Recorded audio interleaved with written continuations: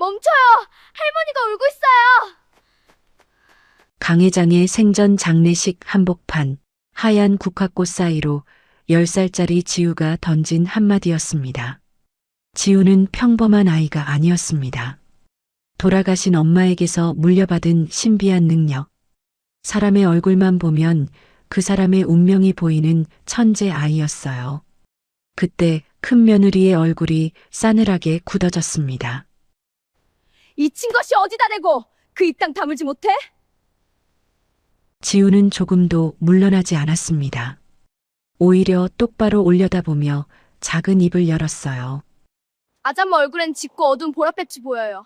속에는 끝이 없는 탐욕으로 가득하네요. 하지만 아무도 믿지 않았죠.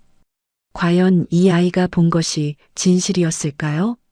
사연 시작 전 무료인 구독과 좋아요로 마음을 나눠주시고 지금 어느 곳에서 듣고 계신지 댓글로 알려주시면 그곳으로 따뜻한 햇살 같은 평온과 행복이 가득하길 바라겠습니다. 100년 전통을 이어온 종가 수라정의 아침은 언제나 고요하면서도 분주했어요. 나무 마루 위로 햇살이 비스듬히 내려앉고 마당 한쪽에서는 장독대가 반짝이며 하루를 시작하고 있었죠. 그 마루 끝에 10살 소녀 지우가 무릎을 꿇고 앉아 있었습니다. 지우는 손님들이 벗어둔 신발을 한 켤레씩 정성스럽게 가지런히 정리하고 있었어요. 누가 시킨 일도 아니었지만 지우에게는 그 시간이 가장 행복한 시간이었답니다. 신발을 정리하면서 지우는 식당 안으로 들어가는 손님들의 얼굴을 가만히 올려다보았어요. 그러고는 작은 입술을 달싹이며 혼잣말로 그 사람의 성격을 맞춰보곤 했죠. 저 아저씨는 마음이 따뜻한 사람, 저 아주머니는 오늘 속상한 일이 있는 사람. 신기하게도 지우의 짐작은 거의 틀리지 않았습니다. 지우의 눈에는 다른 사람들이 보지 못하는 무언가가 보였거든요. 그때 안채에서 나지막한 부름이 들려왔어요. 지우야, 이리 오너라. 할머니 강 회장이었습니다. 지우는 신발을 마저 정리하고는 종종 걸음으로 안으로 들어갔어요. 강 회장은 김이 모락모락 피어오르는 따뜻한 죽 한 그릇을 직접 떠서 지우 앞에 놓아주었죠. 우리 지우 새벽부터 일어나서 또 신발 정리했지. 어서 먹어라, 식기 전에. 할머니의 손길은 거칠었지만 그 안에 담긴 온기는 세상 그 무엇보다 따뜻했어요. 지우는 죽을 한 숟가락 떠 입에 넣으면서 슬그머니 할머니의 얼굴을 올려다보았습니다. 할머니의 얼굴 위에는 부드러운 금빛 같은 것이 어려 있었어요. 지우는 그것을 마음속으로 평온함의 금빛이라고 불렀습니다. 그 빛이 보일 때면 할머니의 마음이 평안하다는 뜻이어서 지우도 덩달아 마음이 놓이곤 했죠. 지우는 자기도 모르게 환하게 웃었어요. 주방 쪽에서는 박 주방장이 솥뚜껑을 열고 김이 펄펄 나는 흰밥을 한 그릇 가득 퍼서 지우에게 건네주었습니다. 우리 아가씨, 이 밥 한 그릇 더 먹어야 키가 쑥쑥 큽니다. 박 주방장은 늘 지우를 친손녀처럼 아껴주는 사람이었어요. 지우는 고개를 끄덕이며 밥그릇을 두 손으로 받아들었죠. 그때 마당 쪽에서 식재료를 배달 온 아저씨가 큰 박스를 내려놓고 있었습니다. 지우는 그 아저씨에게 다가가 작은 목소리로 말을 건넸어요. 아저씨, 오늘은 사고 조심하세요. 운전 천천히 하시고요. 아저씨는 지우의 머리를 쓰다듬으며 허허 웃고는 그저 귀여운 농담쯤으로 넘겼죠. 하지만 지우의 까만 눈동자는 웃지 않고 있었습니다. 아저씨의 미간 사이에 뿌옇게 서린 어두운 그림자를 지우는 분명히 보고 있었거든요. 지우는 그것을 불운의 그림자라고 불렀어요. 그 그림자가 보이면 며칠 안에 꼭 안 좋은 일이 생기곤 했답니다. 바로 그때 마당 입구로 검은색 고급 세단 한 대가 미끄러지듯 들어왔어요. 며느리 윤이었습니다. 운전기사가 문을 열어주자 윤희는 뾰족한 구두 굽으로 사뿐히 내려섰죠. 윤희는 지우가 바로 코앞에 서 있는데도 눈길 한 번 주지 않았어요. 오히려 자신의 옷자락에 묻은 보이지도 않는 먼지를 손등으로 툭툭 털어내기만 했죠. 지우는 본능적으로 한 발짝 뒤로 물러섰습니다. 윤희의 얼굴 위에는 다른 사람들에게서는 한 번도 본 적 없는 색이 덧칠되어 있었거든요. 짙고 어두운 보랏빛, 그것은 지우가 알기로 끝을 모르는 욕심이 만들어내는 색이었어요. 지우는 기둥 뒤로 살짝 몸을 숨기고 윤희를 지켜보았습니다. 윤희는 곧장 안채로 들어가 강 회장 앞에 다소곳이 앉았어요. 그러고는 가식적인 미소를 활짝 지으며 가방에서 작은 차통을 꺼냈습니다. 어머님, 오늘은 제가 특별히 좋은 차를 챙겨왔어요. 한번 드셔보세요. 강 회장은 며느리의 손길에 옅은 미소를 지으면서도 단호한 목소리로 말했죠. 고맙다만 종가부지를 팔자는 그 얘기는 2번 다시 꺼내지 말거라. 내 살아생전엔 절대 안 된다.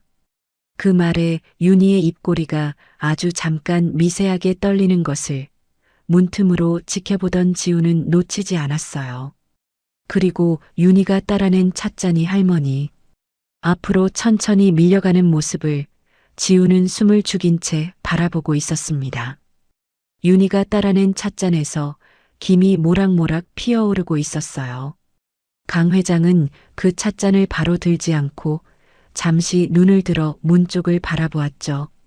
그러더니 부드러운 목소리로 지우를 불렀습니다. 지우야, 할미한테 와보거라. 기둥 뒤에 숨어있던 지우는 조심스럽게 걸어 나와 할머니 곁으로 다가갔어요.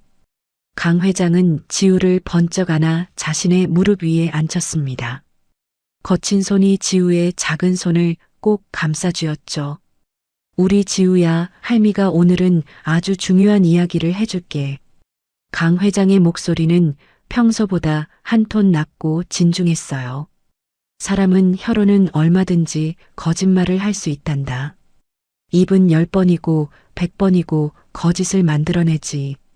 하지만 얼굴은 다르단다. 얼굴은 결코 사람을 속이지 못해. 지우는 할머니의 얼굴을 가만히 올려다보며 그 말을 한 글자도 놓치지 않으려고 귀를 쫑긋 세웠습니다. 관상은 말이다. 그 사람 마음의 지도란다. 지우야. 강 회장은 지우의 작은 손바닥을 자신의 손바닥 위에 포개며 천천히 말을 이었어요. 지도가 가리키는 곳에는 반드시 진실이 있다. 그러니 지도가 보여주는 길을 믿거라. 내 눈에 보이는 것을 의심하지 말고 내가 본 그 진실을 끝까지 믿어야 한다. 지우는 작은 고개를 천천히 끄덕였습니다. 어쩐지 가슴 한쪽이 따뜻해지면서도 동시에 무언가 묵직한 것이 내려앉는 느낌이 들었어요. 그때는 몰랐지만 그 말은 앞으로 지우가 가장 어두운 길을 걸을 때 단 하나의 나침반이 되어줄 운명이었답니다. 옆에서 가만히 듣고 있던 박 주방장이 부드럽게 웃으며 거들었어요. 암요, 회장님 말씀이 다 맞지요. 우리 지우 아가씨 눈은 진짜 보물 눈이랍니다. 그 눈으로 못 보는 게 없거든요.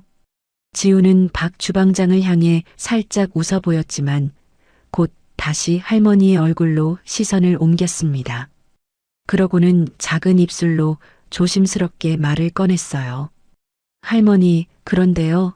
할머니 지도가 지금 좀 이상해요. 안개가 꼈어요. 뿌옇게. 강 회장은 그 말을 듣고 잠시 의아한 표정을 지었지만 곧 손녀의 머리를 부드럽게 쓰다듬었죠. 바로 그 순간 윤희가 살짝 짜증 섞인 목소리로 끼어들었습니다. 어머님, 차가 다 식어요. 식기 전에 어서 한 모금 드세요. 제가 어머님 생각해서 정성껏 우려온 거예요. 윤희의 목소리는 다정했지만 지우의 눈에는 그녀의 입꼬리가 평소보다 살짝 더 올라가 있는 것이 보였어요. 부자연스러운 미소였죠. 강 회장은 손녀를 한 번 더 꼭 안아준 뒤 천천히 찻잔을 들어 올렸습니다. 따뜻한 차가 강 회장의 입술에 닿았고 한 모금이 목구멍을 타고 넘어갔어요. 그런데 바로 다음 순간 강 회장의 손에서 힘이 빠지면서 찻잔이 마룻바닥으로 툭 떨어지고 말았습니다. 도자기 깨지는 소리가 안방에 날카롭게 울려 퍼졌죠. 지우는 깨진 찻잔 조각보다 더 다급하게 할머니의 얼굴을 바라보았어요. 할머니의 까만 눈동자 안쪽이 점점 흐려지며 초점을 잃어가고 있었거든요. 윤희가 갑자기 두 손으로 입을 가리고 비명을 질렀습니다.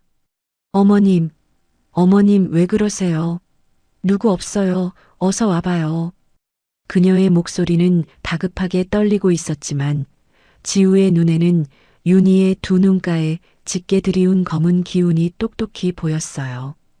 그것은 사람을 해친 자에게서만 보인다는 살기였습니다. 지우는 자기도 모르게 두어 걸음 뒷걸음질을 쳤어요. 온몸에 털이 곤두서고 작은 심장이 미친 듯이 뛰기 시작했죠. 박 주방장이 비명 소리를 듣고 헐레벌떡 뛰어들어와 축 늘어진 강 회장을 등에 업고 황급히 밖으로 달려나갔습니다. 지우는 그 자리에 잠시 굳은 듯 서 있다가 천천히 무릎을 굽혀 깨진 찻잔 조각 가까이 코를 가져갔어요.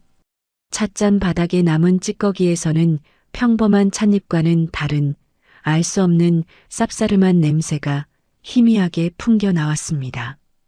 지우는 그 냄새를 깊이 기억 속에 새겨두었어요. 이 순간이 바로 수라정의 평화로운 지도가 끔찍하게 뒤틀리기 시작하는 출발점임을 어린 지우는 본능적으로 알아차리고 있었답니다. 병원 응급실 앞 복도는 차가운 형광등 불빛으로 가득 차 있었어요.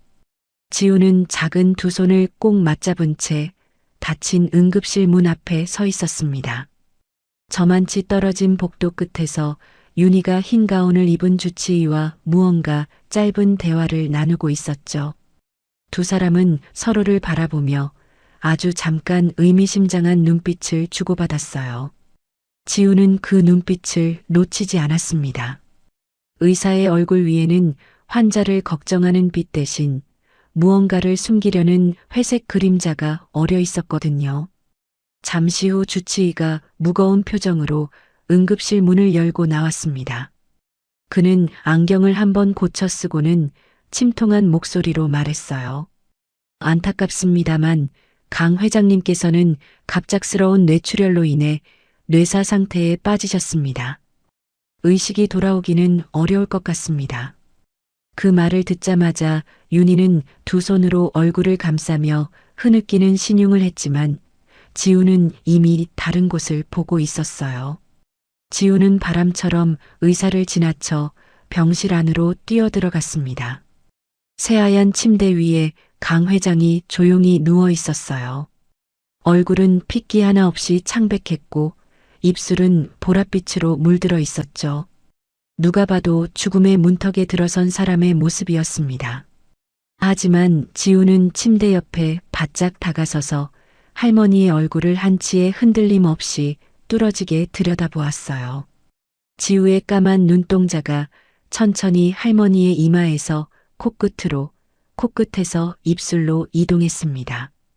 그때 지우의 시선이 한 곳에서 멈추었어요.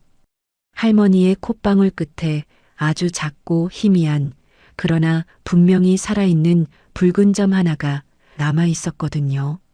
지우는 그것을 생존의 붉은 점이라고 마음속으로 이름 붙였습니다. 그 점이 보인다는 것은 단 한 가지 사실을 의미했어요. 할머니는 아직 죽지 않았다는 것이었죠.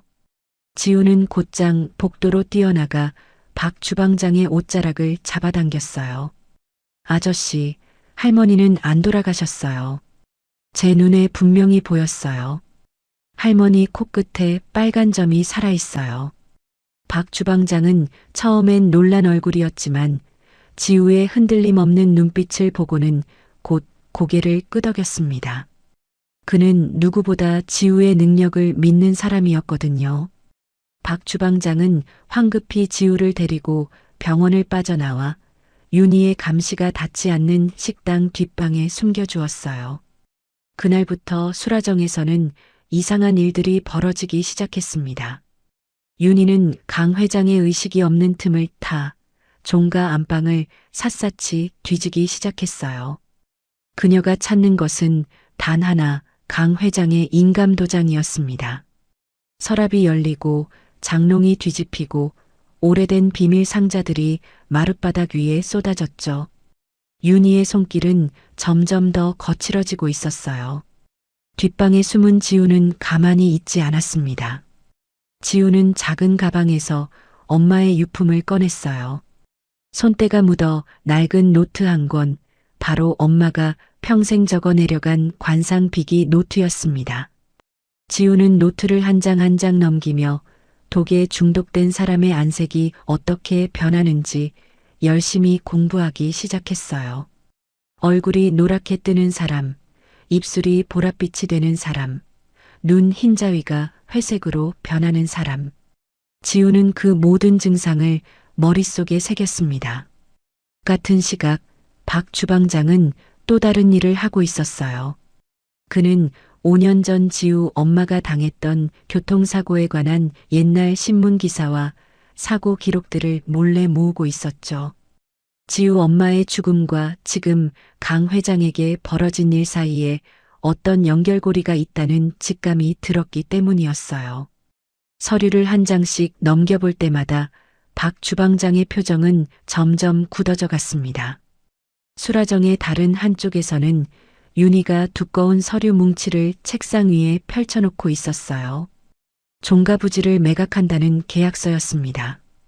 100년을 이어온 수라정의 땅이 한낱 종이 한 장으로 넘어가려 하고 있었죠. 윤희의 입가에는 차가운 미소가 번지고 있었어요.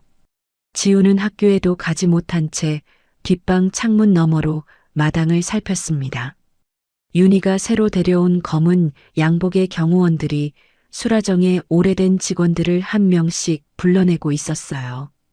오늘부로 그만두시오. 짐 챙겨서 나가시오. 사정도 변명도 통하지 않았습니다.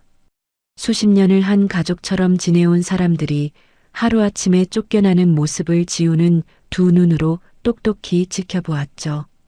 밤이 깊어지자 박 주방장이 뒷방으로 조용히 들어왔어요. 그는 지우의 작은 어깨에 손을 얹고 낮은 목소리로 말했습니다. 지우야, 이제 이 수라정에서 회장님을 지킬 수 있는 사람은 너 하나뿐이다. 너만은 절대로 포기해선 안 돼. 지우는 고개를 들어 박 주방장의 얼굴을 똑바로 바라보았어요. 그러고는 손에 든 엄마의 노트를 가슴에 꼭 끌어안으며 작은 입술을 굳게 다물었습니다. 다음 날 새벽 수라정 정문 앞에는 커다란 안내판 하나가 세워졌어요. 강 회장 생전 장례식 안내라는 글귀가 검은 먹으로 큼직하게 쓰여 있었습니다. 지우는 창문 너머로 그 안내판을 바라보며 작은 주먹을 부르르 떨었어요. 이제 정말로 시간이 얼마 남지 않았다는 것을 어린 지우는 온몸으로 느끼고 있었답니다. 해가 뜨자마자 윤희는 강 회장을 병원에서 수라정 본체로 옮겨왔어요. 넓은 대청마루 한가운데에 하얀 천이 깔리고 그 위에 강 회장이 조용히 눕혀졌습니다. 사방에는 새하얀 국화꽃이 산처럼 쌓여 향기를 뿜어냈고 굵직한 향이 천천히 타들어가며 매캐한 연기를 피워 올리고 있었죠. 검은 상복을 차려입은 조문객들이 하나둘 모여들기 시작했어요. 뒷방에 숨어있던 지우는 더 이상 가만히 있을 수 없었습니다. 지우는 작은 발걸음으로 살금살금 본체 쪽으로 다가갔어요. 사람들 틈을 비집고 들어가 마침내 강 회장의 얼굴 가까이 다가선 순간 지우는 그 자리에서 굳어버리고 말았습니다. 하얀 국화꽃 속에 누운 할머니의 모습은 마치 인형 같았어요. 하지만 지우의 눈은 다른 사람들이 보지 못하는 것을 보고 있었죠. 지우는 숨을 죽이고 할머니의 얼굴을 한치도 놓치지 않고 살폈어요. 바로 그때 할머니의 오른쪽 눈꺼풀 아래 작은 근육 하나가 아주 미세하게 파르르 떨리는 것이 보였습니다. 그 떨림은 너무나 작고 짧아서 보통 사람의 눈으로는 절대 알아챌 수 없는 것이었어요. 하지만 지우의 보물 같은 눈은 그 미세한 신호를 정확히 포착해냈죠. 할머니는 살아 있었습니다. 그것도 아주 또렷한 의식으로 지금 이 순간 깨어 있었던 거예요. 지우의 작은 심장이 미친 듯이 뛰기 시작했어요. 그때 윤희가 사람들 앞으로 나서서 손수건으로 눈가를 찍어내며 떨리는 목소리로 입을 열었습니다. 여러분, 어머님께서 살아계실 때 마지막으로 인사를 나누고 싶어 하셨어요. 어머님 가시는 길 다 같이 따뜻하게 배웅해 주세요. 윤희의 목소리는 슬픔으로 가득 차 있었지만 그건 누가 봐도 잘 짜인 한 편의 연기였어요. 바로 그 순간 지우는 더는 참지 못하고 사람들 사이를 헤치며 장례식장 한복판으로 뛰어들어갔습니다. 할머니가 울고 있어요. 할머니는 살아계세요. 다들 보세요. 할머니 눈꺼풀이 떨리고 있잖아요. 지우의 작고 또랑또랑한 목소리가 대청마루를 가득 메웠어요. 순간 장내에는 무거운 정적이 흘렀고 모든 조문객의 시선이 일제히 지우 한 사람에게 쏠렸습니다. 사람들의 얼굴에는 당혹스러움과 안타까움이 뒤섞여 있었죠. 윤희의 표정이 한순간 싸늘하게 굳었어요. 그녀는 빠른 걸음으로 다가와 지우의 가느다란 팔목을 우악스럽게 움켜쥐었습니다. 이 아이가 충격을 너무 많이 받아서 정신이 좀 이상해진 것 같아요. 어서 데리고 나가야겠어요. 윤희는 억지로 웃음을 지으며 지우를 밖으로 끌어내려 했어요. 그런데 그 순간 지우의 시선이 윤희의 손목 안쪽에 꽂혔습니다. 거기에는 아주 작고 붉은 점, 누군가에게 약을 주사할 때 생기는 미세한 바늘 자국이 또렷하게 남아 있었어요. 지우는 윤희의 얼굴을 똑바로 올려다보며 작은 입을 열었습니다. 아줌마 얼굴은 살인자의 상이야. 할머니를 이렇게 만든 사람, 바로 아줌마지? 내가 다 봤어. 아줌마 손목에 주사바늘 자국까지 다 봤어. 그 말이 떨어지자마자 윤희의 얼굴이 새파랗게 질렸어요. 하지만 그것도 잠시. 윤희는 곧바로 지우의 뺨을 짝소리가 나도록 세게 후려쳤습니다. 이 미친 것이 어디서 못된 말을. 어른 죽음 앞에서 무슨 망발이야. 지우의 작은 몸이 휘청 흔들렸고 뺨에는 빨간 손자국이 선명하게 남았어요. 윤희는 곧장 조문객들을 향해 목소리를 높였습니다. 이 아이가 어머님 일로 충격을 받아서 정신병이 도졌나 봐요. 평소에도 이상한 소리를 자주 하던 아이였어요. 여러분, 부디 너그럽게 이해해 주세요. 사람들 사이에서 안타깝다는 한숨소리가 새어나왔어요.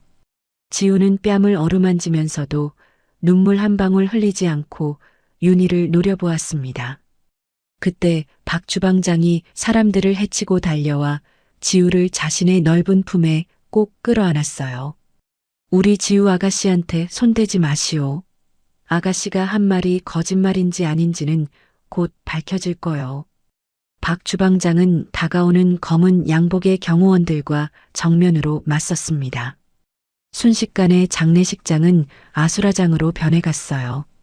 윤희는 차가운 목소리로 명령을 내렸습니다. 당장 저 아이와 저 늙은이를 종가에서 영원히 쫓아내요. 다시는 수라정 근처에 얼씬도 못하게 해요. 경호원들이 박 주방장의 팔을 거칠게 잡아 끌었고 지우도 함께 끌려나가기 시작했어요. 하지만 지우는 끌려가는 와중에도 마지막으로 한 번 더 할머니의 관 쪽을 돌아보았습니다. 바로 그 순간 하얀 천 사이로 살짝 보이는 할머니의 손가락이 아주 미세하게 까딱하고 움직이는 것을 지우는 똑똑히 보았어요.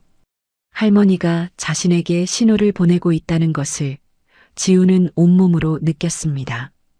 밖으로 끌려 나오자마자 수라정 정문 옆 게시판에 새로운 공고문이 나붙고 있었어요. 원래 3일장으로 치러질 예정이었던 장례 일정이 갑작스럽게 단축된다는 내용이었습니다.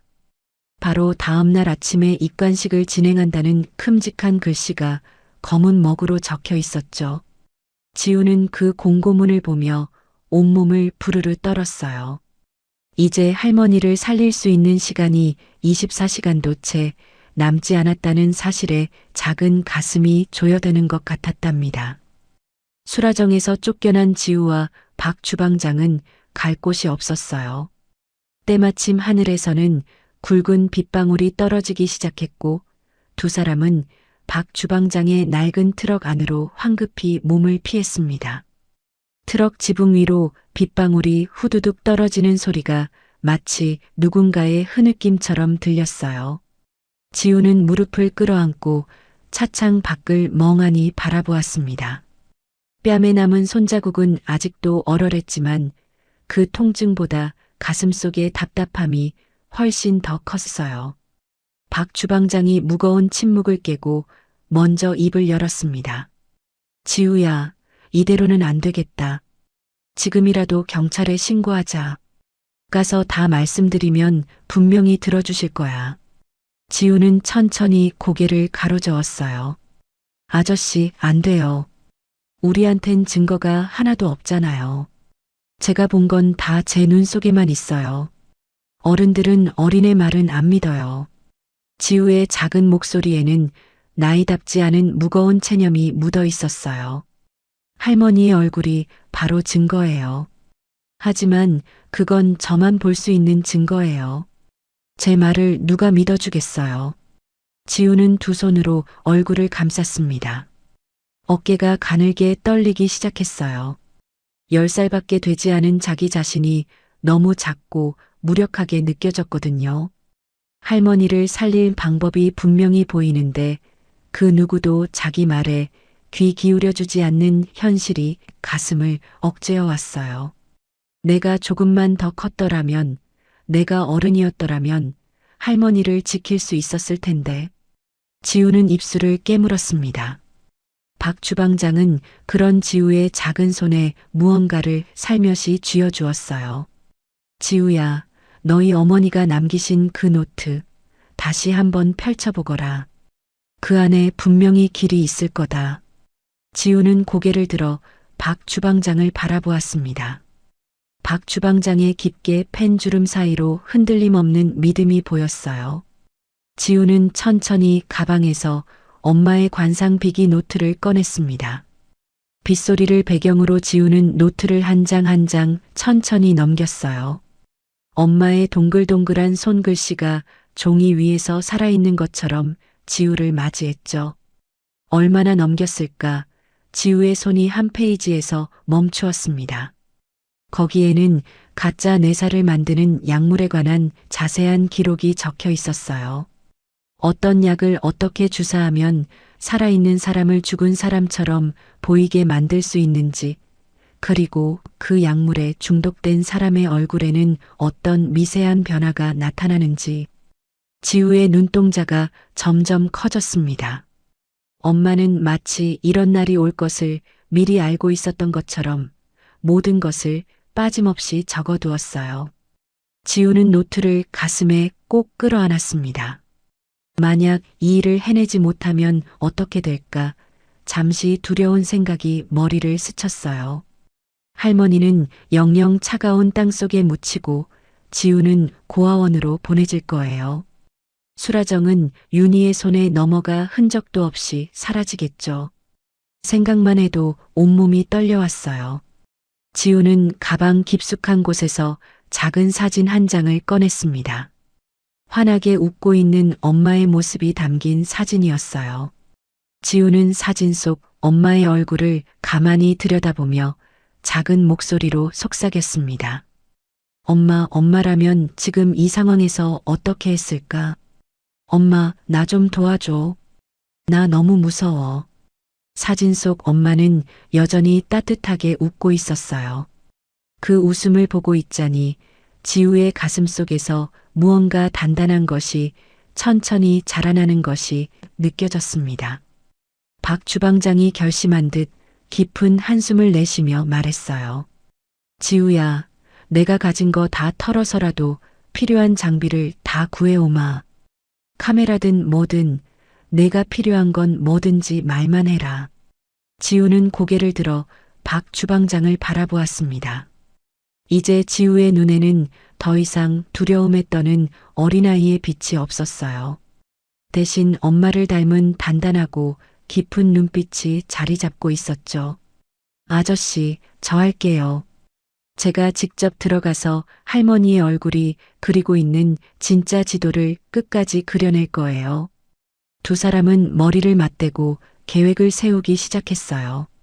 박 주방장이 수라정의 모든 구조를 손바닥 위에 그리듯 설명했고, 지우는 그 모든 것을 머릿속에 차곡차곡 새겼습니다. 새벽 2시쯤 되면 야간 경비가 가장 느슨해져요. 그 시간에 들어가야 해요. 지우는 자신이 알고 있는 경비원들의 얼굴을 하나하나 떠올렸어요. 누가 잠이 많고, 누가 게으르고, 누가 어디가 약한지 지우는 그들의 관상을 통해 약점을 정확히 분석했습니다. 박 주방장은 식자재를 나르는 큰 박스 하나를 떠올렸어요. 이 박스에 너를 숨겨서 같이 들어가는 거다. 새벽에 식자재 배달이 들어가는 시간이 있거든. 지우는 잠시 머뭇거렸습니다.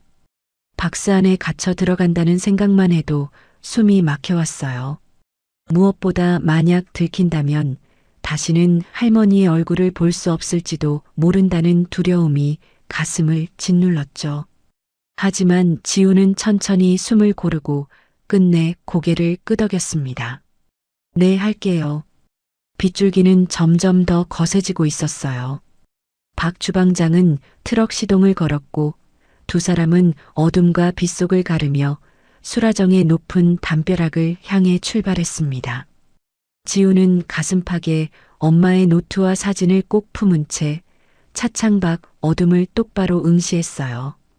할머니의 마지막 얼굴 지도를 지키기 위한 길고 긴 밤이 이제 막 시작되고 있었답니다. 새벽 2시 수라정의 뒷문 앞에 박 주방장의 낡은 트럭이 멈춰 섰어요. 빗줄기는 잦아들었지만 공기는 여전히 축축하고 무거웠습니다. 지우는 큼직한 식자재 박스 안에 몸을 잔뜩 웅크리고 들어가 있었어요.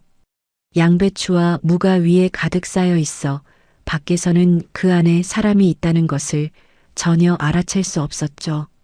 박스 틈새로 새어 들어오는 가느다란 달빛만이 지우의 작은 눈동자에 비치고 있었습니다. 지우는 숨소리마저 죽인 채 박 주방장의 발걸음 소리에 귀를 기울였어요. 잠시 후 경비실 쪽에서 박 주방장의 너스레 떠는 목소리가 들려왔습니다. 여보게들, 이 새벽에 고생이 많네. 내가 미안한 마음에 야식 좀 싸왔으니까 따끈할 때 어서 들어요. 박 주방장은 김이 모락모락 나는 떡과 따뜻한 국물을 경비원들에게 내밀었어요.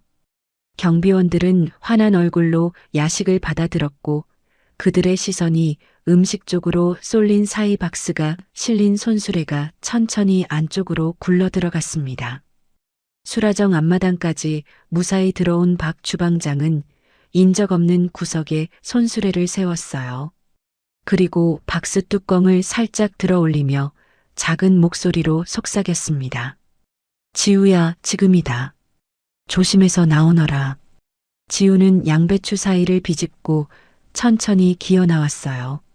무릎이 저려 잠시 휘청였지만 곧바로 자세를 가다듬고 주변을 살폈습니다.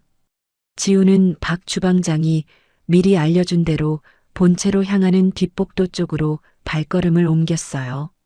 복도 벽면에는 군데군데 카메라가 달려 있었지만 지우는 카메라가 비추지 못하는 사각지대를 정확히 알고 있었습니다. 어제 낮 동안 박 주방장이 종이 위에 그려준 지도를 머릿속에 완벽하게 외워두었거든요. 지우는 벽에 등을 바짝 붙이고 그림자처럼 미끄러지듯 이동했어요. 복도 한가운데에서 지우는 잠시 멈춰 섰습니다. 운동화를 신고는 발소리를 완벽히 죽일 수 없다는 것을 깨달았기 때문이었어요. 지우는 조용히 운동화 끈을 풀어 신발을 벗었습니다. 양말만 신은 작은 두 발이 차가운 마룻바닥 위에 살포시 닿았어요. 그 차가움은 지우의 정신을 더욱 또렷하게 깨워주었습니다. 마침내 지우는 본체 안방, 강 회장이 누워있는 그 방의 문 앞에 도착했어요. 나무로 된 미닫이 문 너머에서 향 냄새가 진하게 흘러나오고 있었습니다. 지우는 한 손을 가슴에 얹고 깊게 숨을 들이마셨어요. 이 문을 여는 순간부터 자신은 더 이상 신발 정리를 하던 그 작은 아이가 아니라는 것을 지우는 알고 있었습니다. 이 문 너머에서는 오직 진실을 찾아내는 한 사람의 수사관이 되어야만 했어요. 지우는 숨을 멈추고 문을 아주 천천히 옆으로 밀었습니다. 문틈이 조금씩 벌어질 때마다 향 냄새가 더욱 진하게 코를 찔렀어요. 지우는 몸을 작게 만들어 안으로 미끄러져 들어갔습니다. 방 안은 촛불 몇 개만이 흔들리고 있어 어둑어둑했어요. 하얀 천에 고요히 덮인 강 회장의 얼굴이 그 흔들리는 불빛 속에서 지우를 맞이했습니다. 지우는 떨리는 손으로 가방에서 박 주방장이 어렵게 구해준 작은 줌 카메라를 꺼냈어요. 카메라의 액정에 불이 들어오자 지우는 렌즈를 할머니의 얼굴 가까이 가져다 댔습니다. 육안으로 볼 때보다 카메라 렌즈를 통해 들여다보는 할머니의 얼굴은 훨씬 더 선명하고 또렷했어요. 지우의 눈에 안 보이던 모공 하나하나, 가느다란 잔주름 하나하나까지 다 보였습니다. 그리고 그 위에 떠있는 미세한 변화들도 함께 보이기 시작했죠. 지우는 카메라의 셔터를 조용히 눌렀어요. 찰칵, 찰칵. 할머니의 눈꺼풀, 콧방울, 입술끝, 귓등. 지우는 한 부위씩 천천히 사진과 영상으로 담아나갔습니다. 그러던 중 지우의 손이 한 곳에서 우뚝 멈추었어요. 할머니의 오른쪽 귓등 바로 뒤쪽에 살색에 가까운 작은 패치 하나가 붙어 있는 것이 보였거든요. 멀리서 보면 절대 알아챌 수 없을 만큼 피부와 똑같은 색이었지만 지우의 카메라 렌즈는 그 미세한 경계선까지 또렷이 잡아냈습니다. 지우는 떨리는 손끝으로 그 패치를 아주 조심스럽게 들추어 보았어요. 패치 안쪽에는 머리카락보다 더 가느다란 미세한 주삿바늘 하나가 할머니의 피부 속으로 깊이 박혀 있었습니다. 그 바늘은 어딘가와 연결되어 일정한 시간마다 약물을 흘려넣고 있는 것이 분명했어요. 지우는 그 자리에서 숨이 멎는 것 같았습니다. 이게 바로 할머니를 살아있는 채로 죽은 사람처럼 보이게 만든 그 비밀 장치였어요. 지우는 떨리는 손을 애써 진정시키며 카메라의 렌즈를 그 패치 가까이로 다시 가져갔어요. 찰칵, 찰칵, 찰칵. 여러 각도에서 결정적인 증거를 사진과 영상으로 모두 담아냈습니다. 이 작은 메모리 카드 한 장 안에 할머니를 살리고 윤희의 죄를 밝힐 수 있는 모든 진실이 들어 있었어요. 지우는 카메라를 가슴에 꼭 끌어안고 작은 입술로 다짐했습니다. 이제 이걸 세상에 알리는 일만 남았어요. 할머니, 조금만 더 기다려주세요. 지우가 카메라를 가슴에 품고 조심스럽게 방을 빠져나오려던 그때였어요. 복도 끝에서 가벼운 발소리가 들려왔습니다. 지우는 깜짝 놀라 벽에 등을 바짝 붙이고 숨을 죽였어요. 발소리는 점점 가까워졌고 곧이어 한 젊은 여자가 모퉁이를 돌아 나타났습니다. 지우와 그 여자의 눈이 어둠 속에서 정면으로 마주쳤어요. 여자는 입을 살짝 벌렸지만 비명을 지르지 않았습니다. 대신 떨리는 목소리로 작게 속삭였어요. 너 혹시 지우니? 지우 맞지? 지우는 그 여자의 얼굴을 가만히 살펴보았습니다. 그녀의 얼굴에는 윤희의 부하들에게서 보이던 검은 기운이 전혀 없었어요. 오히려 오랫동안 무언가를 짓누르고 있던 사람에게서 보이는 회색빛 죄책감이 어려 있었죠. 지우는 천천히 고개를 끄덕였습니다. 여자는 떨리는 손으로 자신의 가슴을 가리키며 말했어요. 나는 미숙이 이모라고 해. 너희 어머니랑 어린 시절부터 친구였어. 너 어렸을 때 내가 너를 업어주기도 했단다. 미숙의 눈에 눈물이 그렁그렁 차올랐어요. 지우야, 미안해. 정말 미안해. 그동안 무서워서 아무 말도 못했어. 윤희 그 사람이 가족까지 들먹이며 협박했거든. 미숙은 어깨를 들썩이며 흐느꼈습니다. 지우는 미숙의 얼굴을 한참 동안 들여다보았어요. 그녀의 눈가에는 오랜 시간 짓눌려 있던 슬픔이 가득했지만 그 깊은 곳에는 분명한 속죄의 빛이 흐르고 있었습니다. 지우는 작은 손을 뻗어 미숙의 손을 살며시 잡았어요. 미숙이 이모, 괜찮아요. 이제라도 만나서 다행이에요. 그 말을 듣자 미숙은 더 이상 참지 못하고 지우 앞에 무릎을 꿇고 말았어요. 미숙은 떨리는 목소리로 5년 전 그날의 일을 털어놓기 시작했습니다. 내 엄마는 그날 사고로 죽은 게 아니야, 지우야. 사실은 회장님을 지키려다가 그렇게 되신 거란다. 지우의 작은 심장이 쿵 하고 내려앉았어요. 내 엄마는 이미 그때부터 윤희의 얼굴에서 살인자의 상을 받다고 하셨어. 회장님께 알리려고 가시는 길이었는데 그날 사고가 났던 거야. 지우는 두 손으로 입을 막았습니다. 엄마의 죽음이 사고가 아니었다는 사실, 그리고 엄마가 자신과 똑같은 능력으로 할머니를 지키려다 돌아가셨다는 사실에 온몸이 부들부들 떨려왔어요. 하지만 지우는 곧 깊은 숨을 들이마시며 마음을 다잡았습니다. 엄마의 능력은 저주가 아니라 축복이었어요. 사람을 해치는 것이 아니라 사람을 지키기 위해 주어진 선물이었던 거죠. 지우는 그 사실을 이제야 비로소 깨달았습니다. 가슴 한쪽이 따뜻하게 차오르는 것이 느껴졌어요. 그때 멀리서 작은 무전기 소리가 들려왔어요. 박 주방장이 밖에서 보내오는 신호였습니다. 지우야, 경호원들이 동쪽 복도로 움직이고 있다. 잠시 그쪽 벽장 안에 숨어 있어라. 지우는 미숙의 손을 잡고 가까운 벽장 안으로 몸을 숨겼어요. 어두운 벽장 안에서 두 사람은 어깨를 맞대고 숨을 죽였습니다. 미숙이 작은 목소리로 속삭였어요. 지우야, 우리 셋이 힘을 합치자. 나도 더 이상 숨어 살고 싶지 않아. 내 엄마한테 진 빚을 이번에 꼭 갚고 싶어. 지우는 고개를 끄덕였습니다. 박 주방장과 미숙, 그리고 지우. 세 사람은 그 어둡고 좁은 벽장 안에서 윤희를 무너뜨리기 위한 비밀 동맹을 맺었어요. 미숙은 품속에서 작게 접힌 종이 한 장을 꺼내 지우에게 건넸습니다. 이건 윤희의 비밀 금고 위치를 적어둔 메모야. 거기에 그 사람이 그동안 저지른 모든 일의 증거가 들어있을 거야. 지우는 그 종이를 받아 가슴 안주머니에 깊숙이 넣었어요. 미숙의 얼굴을 한 번 더 가만히 들여다본 지우는 그녀를 완전히 믿어도 좋겠다고 마음을 정했습니다. 벽장 밖으로 살며시 나온 두 사람 앞에 박 주방장의 무전이 다시 들려왔어요. 지우야, 내가 미끼가 되마.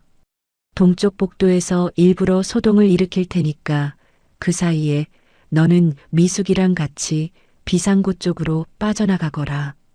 지우는 무전기에 작게 대답했어요. 안 돼요. 아저씨가 다칠 수도 있잖아요. 하지만 박 주방장의 단호한 목소리가 다시 돌아왔습니다. 지우야, 지금 가장 중요한 건 그 카메라 메모리 카드다. 어서 가라. 미숙이 지우의 손을 잡고 서둘러 비상구 쪽으로 이끌었어요. 달려가던 길에 미숙이 잠시 멈추더니 자신이 늘 품고 다니던 낡은 책 한 권을 지우에게 내밀었습니다. 이건 내 엄마가 나한테 맡겨두신 비밀 레시피 북이야. 그동안 내가 지키고 있었어. 지우가 책장을 펼쳐보자 그 안에는 종이 한 장이 끼워져 있었어요. 바로 윤희의 비자금이 적힌 장부의 일부분이었습니다. 지우의 눈동자가 휘둥그레졌어요. 저 멀리서 박 주방장이 일부러 큰 소리를 내며 경호원들의 시선을 끌고 있는 소리가 들려왔습니다.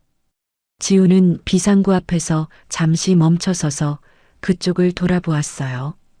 박 주방장이 결국 경호원들에게 붙잡히기 직전 지우의 손에 카메라 메모리 카드를 황급히 쥐어주는 모습이 떠올랐습니다.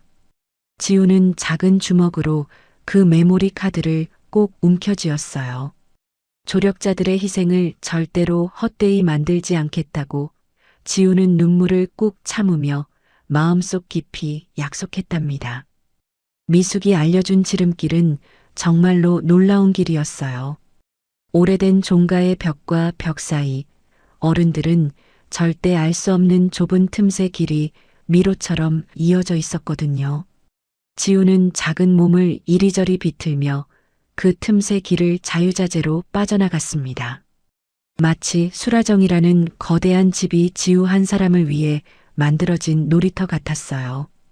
윤희의 검은 양복 경호원들이 지우를 잡으려고 사방을 뛰어다녔지만 그들은 지우를 따라잡을 수 없었습니다. 지우는 그들의 얼굴 하나하나를 떠올리며 다음 행동을 미리 읽어냈어요. 저 키 큰 아저씨는 왼쪽 발목이 아파서 왼쪽으로는 빨리 못 걷고. 그러니까 나는 왼쪽으로 도망가면 되겠지. 저 안경 쓴 아저씨는 겁이 많아서 어두운 데는 절대 안 들어와. 그럼 나는 어두운 광 쪽으로 가야지. 지우는 사람들의 관상에서 읽어낸 약점을 그대로 지형지물에 대입해 움직였습니다. 지우의 발걸음은 점점 더 가벼워졌어요. 처음의 두려움은 어느새 사라지고 그 자리에는 사명감이 단단히 자리 잡고 있었습니다. 지우는 윤희가 머무는 별채로 향했어요. 미숙이 알려준 비밀 금고가 바로 그 별채 안에 있었거든요.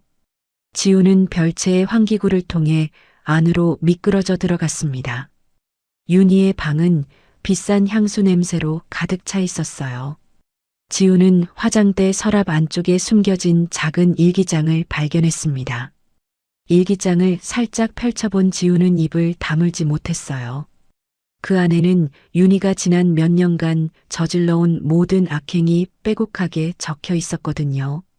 누구를 협박했고 누구에게 거짓말을 했으며 어떻게 강 회장의 재산을 가로채려 했는지 모든 것이 그녀 자신의 손으로 정직하게 기록되어 있었어요. 지우는 그 일기장을 옷 안쪽에 숨겼습니다. 같은 시각 유치장에 갇힌 박 주방장은 그저 가만히 앉아있지만은 않았어요. 박 주방장은 자신을 지키는 경비원들의 얼굴을 가만히 들여다보며 말을 걸었습니다. 이보게, 자네 미간에 그늘이 좀 있는데 요즘 집에 무슨 걱정 있나? 내가 보기엔 자네가 곧 좋은 일이 생길 상이야. 경비원은 처음엔 코웃음을 쳤지만 박 주방장의 따뜻한 말 한마디에 점점 마음을 열기 시작했어요. 박 주방장은 지우만큼은 아니어도 평생을 지우 엄마와 지우 곁에서 살아오면서 사람을 보는 눈이 어느 정도는 트여 있었거든요. 박 주방장은 그렇게 경비원과 대화를 나누며 슬그머니 윤희와 관련된 정보를 캐내고 있었습니다. 수라정으로 돌아온 지우는 이번에는 천장 위 환기구로 기어 들어갔어요. 환기구를 따라 조금씩 이동하다 보니 윤희가 누군가와 통화하는 목소리가 또렷하게 들려왔습니다. 네, 알겠어요. 입관식 끝나면 바로 부지 매각 잔금을 입금해 드릴게요. 걱정 마세요.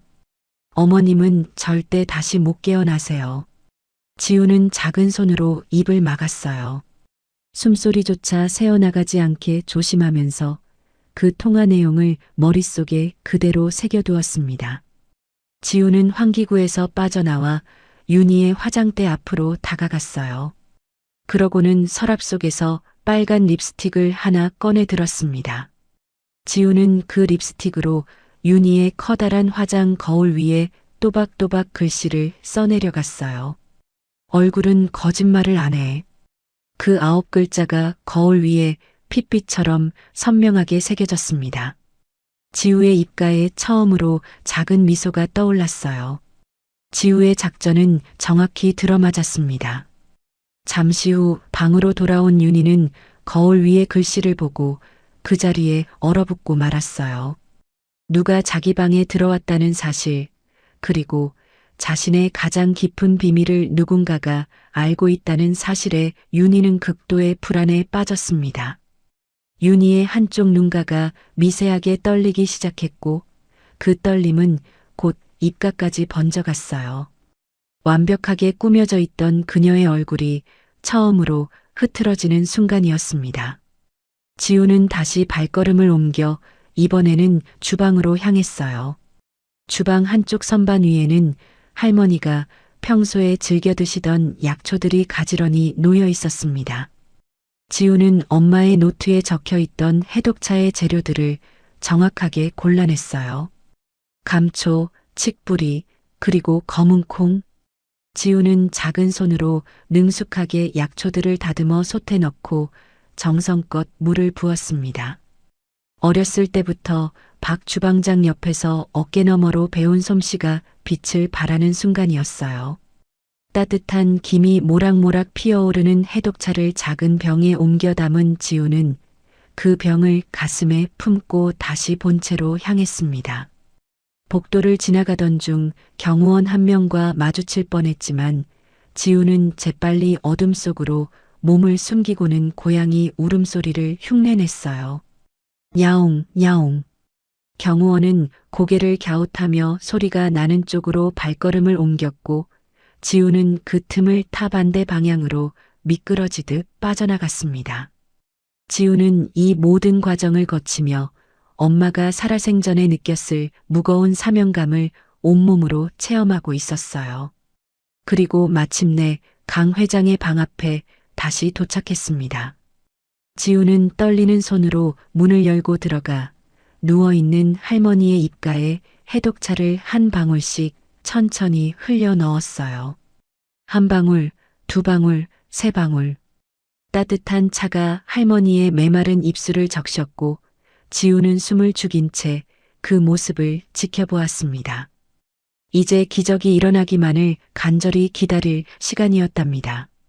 지우는 숨을 죽인 채 할머니의 얼굴을 가만히 들여다보고 있었어요. 해독차가 입술을 지나 목구멍 안으로 넘어간 지 얼마나 흘렀을까요? 바로 그때 기적 같은 일이 일어났습니다. 하얀 천 위에 가지런히 놓여있던 강 회장의 손가락 끝이 아주 미세하게, 그러나 분명히 까딱 움직였어요. 한 번, 두 번, 세 번. 손가락의 떨림은 점점 더 또렷해지더니 마침내 지우의 옷자락 끝을 가볍게 잡아당기기까지 했습니다. 지우의 두 눈에 뜨거운 눈물이 차올랐어요. 할머니, 할머니 깨어나고 계신 거죠? 제 목소리 들리시는 거죠?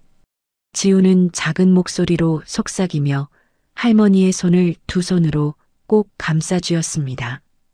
온몸의 피가 거꾸로 솟는 것 같은 환희가 가슴을 가득 채웠어요. 그동안 참아왔던 모든 두려움과 외로움이 한순간에 녹아내리는 듯 했습니다. 드디어 해냈다는 생각, 할머니를 정말로 살려냈다는 생각에 지우는 어깨가 떨리도록 흐느꼈어요. 바로 그 순간이었습니다. 방문이 거칠게 벌컥 열리는 소리와 함께 차가운 그림자 하나가 방 안으로 성큼 들어섰어요. 지우는 깜짝 놀라 고개를 돌렸습니다. 문 앞에 윤희가 서 있었어요. 그녀의 얼굴 위에는 분노와 광기가 한데 뒤섞여 끔찍한 빛을 뿜어내고 있었죠. 윤희는 단숨에 지우에게 다가와 가느다란 뒷덜미를 우악스럽게 움켜쥐었어요.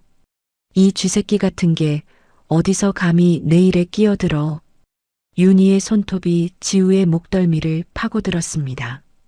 지우는 비명을 지르고 싶었지만 손에 쥐고 있던 해독차병을 떨어뜨리지 않으려고 이를 악물었어요. 그 작은 저항이 윤희를 더 화나게 만들었습니다. 윤희의 시선이 지우의 가슴팍에 매달려 있는 작은 카메라로 향했어요. 그녀는 지우의 손목을 비틀어 카메라를 빼앗아 들었습니다. 지우는 카메라를 빼앗기지 않으려고 발버둥 쳤지만 어른의 힘 앞에서 10살 아이의 힘은 너무나도 약했어요. 윤희는 카메라를 높이 쳐들더니 망설임 없이 마룻바닥에 그대로 내던져 버렸습니다. 쨍그랑하는 둔탁한 소리와 함께 카메라가 산산조각이 났어요. 플라스틱 파편과 렌즈 조각들이 사방으로 튀어나갔습니다. 윤희는 박살난 카메라를 구둣발로 지니기며 차갑게 웃었어요. 이제 3시간 뒤면 입관식이야. 그 시간이 지나면 어머님은 영원히 땅속에 묻히는 거지. 내가 도대체 뭘 할 수 있을 것 같니? 이 조그만 게. 지우는 윤희의 얼굴을 똑바로 노려보았어요. 하지만 윤희는 그런 지우의 눈빛을 비웃으며 그녀의 작은 몸을 끌고 방 밖으로 나갔습니다. 윤희가 지우를 끌고 간 곳은 본체 뒤편의 어두운 광 안쪽이었어요. 그곳에는 오래전부터 사용하지 않던 깊고 어두운 지하 저장고가 하나 있었습니다. 윤희는 거친 손길로 지우를 지하실 안으로 밀어 넣었어요. 지우의 작은 몸이 차가운 시멘트 바닥 위로 굴러떨어졌습니다. 윤희는 두꺼운 철제 문을 쾅 닫고는 밖에서 자물쇠를 채워버렸어요. 철컥하는 자물쇠 소리가 지우의 귀에 사형 선고처럼 무겁게 들렸습니다. 지우는 차가운 바닥 위에서 천천히 몸을 일으켰어요. 지하실 안은 작은 환기창 하나에서 새어 들어오는 희미한 빛 외에는 아무것도 보이지 않을 만큼 어두웠습니다. 지우는 떨리는 손으로 부서진 카메라의 잔해 중에서 메모리 카드만이라도 찾을 수 있을지 옷주머니를 뒤졌어요. 다행히 작은 메모리 카드 하나가 손끝에 잡혔습니다. 지우는 그 카드를 가슴에 꼭 끌어안았어요. 하지만 카메라가 부서진 이상 그 안에 담긴 영상을 볼 수 있는 방법이 막막했죠. 저 멀리 어디선가 윤희의 차가운 목소리가 수라정 전체에 울려 퍼지는 것이 들려왔습니다. 입관식은 예정대로 오전 10시에 진행됩니다. 모든 종친 어른들께서는 시간에 맞춰 본체로 모여주시기 바랍니다. 그 방송 소리에 지우의 가슴이 철렁 내려앉았어요. 이제 정말로 시간이 얼마 남지 않았다는 사실이 온몸을 짓눌렀습니다. 설상가상으로 지하실 위쪽에서 윤희의 부하들이 나누는 대화 소리가 흐릿하게 들려왔어요. 미숙이 그 여자도 결국 잡았답니다. 사장님 명령대로 멀리 보내버렸어요. 박 주방장 그 늙은이도 영장이 떨어졌다네요. 이제 우리 사장님 막을 사람은 아무도 없습니다. 지우는 두 손으로 귀를 막았어요.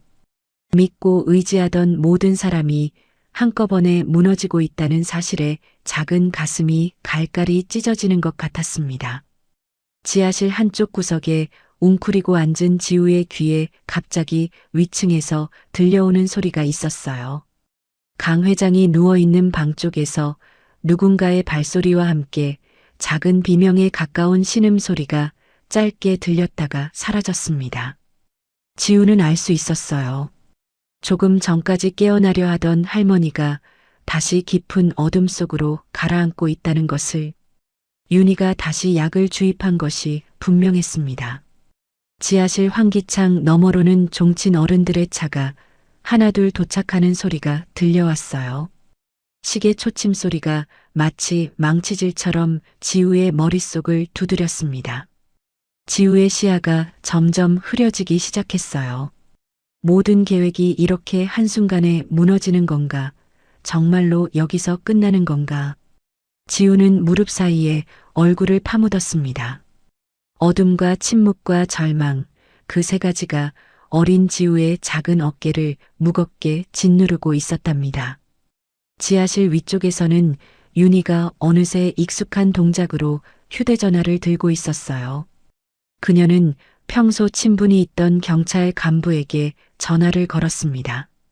선배님, 이번에 그 박 주방장 그 늙은이 말이에요.